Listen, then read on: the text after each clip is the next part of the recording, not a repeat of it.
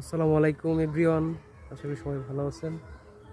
আজকে আমি এমন একটা জায়গায় আছি যেখানে আমার না আপনার প্রত্যেকেরই আজ না কাল অবশ্যই আসতে হবে। এটা আমার বাড়ির পাশেই অন্য একটা এলাকায় অবস্থিত কবরস্থান। আমার এখানে আমার নানা নানু দাদু সবাই সাহিত্য আছে এখানে এই কবরস্থানে। মাঝে মধ্যে আসতে হয়, আমার নানা নানুর কবরস্থান জিয়ারত করি। যেহেতু কালকে ঈদুল আজহা গেছে, একটু ব্যস্ততায় ছিলাম তাই আসতে পারিনি।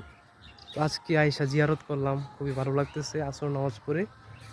আসলে এটাই তো আমাদের লাস্ট ডেস্টিনেন্স, তাহলে কেন আমরা এত অহংকার করব ভাই? এই যে শুয়ে আমার পাশে একজন শুয়ে আছে,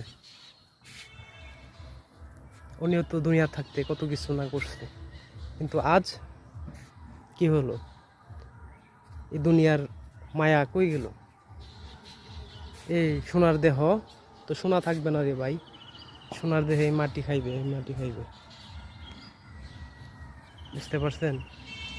এই মানুষ কত দুর্নীতি করে, অহংকার করে, ভাই কি হবে ভাই? সবশেষে এই মাটির সাথে মিশবে। আমার সামনে কত কত মানুষ শুয়ে আছে, তারাও তো একদিন এই দুনিয়াতে ছিল, নাকি না? অবশ্যই ছিল। আমাদের দেশের এক প্রধানমন্ত্রী, ভদ্র মহিলা শেখ হাসিনা, উনি 234 বিলিয়ন ডলার নিয়ে পাচার করছে। ভাই একজন মানুষ কি চলতে ফিরতে 234 বিলিয়ন ডলার লাগে? আজব ব্যাপার ভাই। উনি কি মানুষ না? ওনার তো একদিন এই জায়গায় আসতে হবে, নাকি ওনার জন্য 5 স্টার কোনো কবরস্থান কবর বানাইবে? অবশ্যই এরকম কবর হইবে। কি দরকার আছে ভাই? আল্লাহ যাই দিছে তাই নিয়েই আলহামদুলিল্লাহ আছি।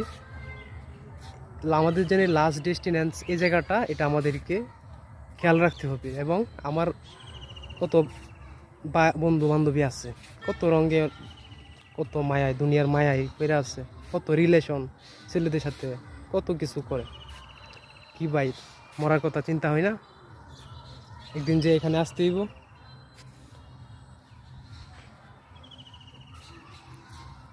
মনে নাই? এখানে প্রত্যেকটা মানুষকে আসতে হইব, এটা কিন্তু বিশ্বাস রাখতে হবে। এবং এটা বিশ্বাস রেখে আমাদেরকে আমাদের নেকের পাল্লা ভারী করতে হবে।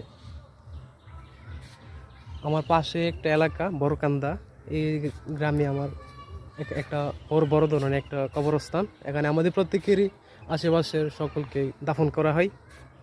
আমার নানা নানু